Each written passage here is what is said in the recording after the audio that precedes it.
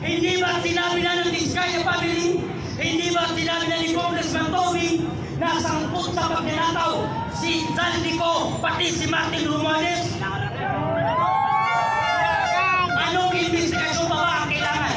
Ang taong bayan hindi naniniwala Bongbong Marcos na may patutunguhan at may mapupuntahan ang investigasyon. Paano maniniwala ang taong bayan na may mapupuntahan ang investigasyon ito kung ang nag-iimbestiga ay sangkot sa nakawang sa gobyerno?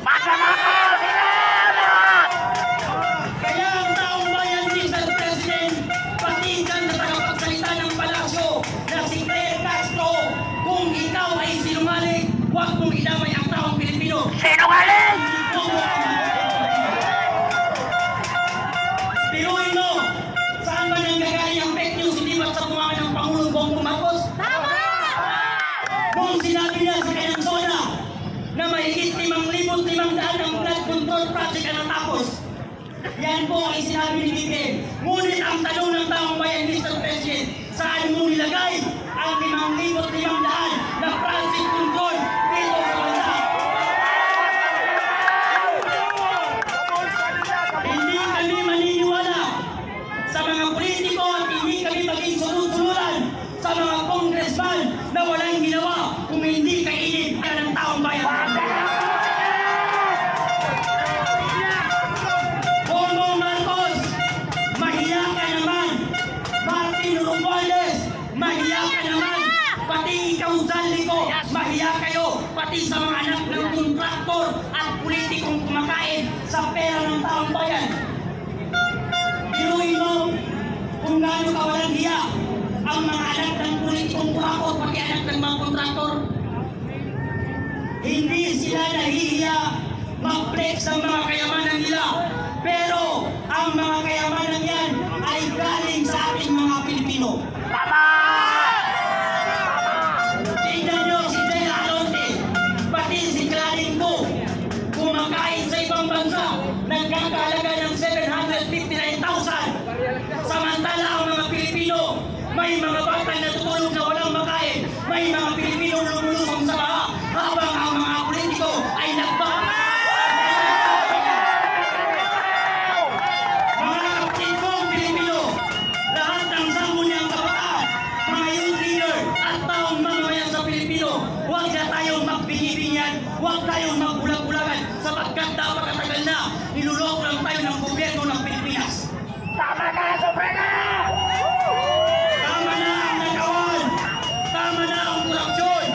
Mr. President, hindi na po mabubulod ang Pilipino sapagkat ang mga Pilipino ay hindi po kumakaya mo.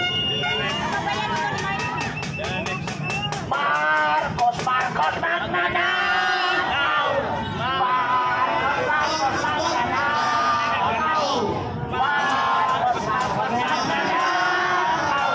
Magnanakaw si Marcos! Marcos magnanakaw! Marcos, Marcos magnanakaw!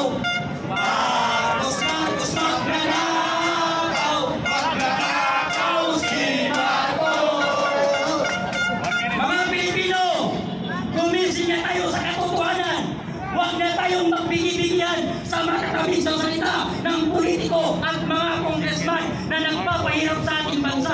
Sila ang dahilan kung bakit ang mga Pilipino hanggang ngayon ay naghihirap dahil sa mga politiko merong sariling interes. Pag sila ang naupo at nanalo, wala silang inisip kung hindi paabayin ang termino nila at nakawin ang pera ng taong bayan. Tama!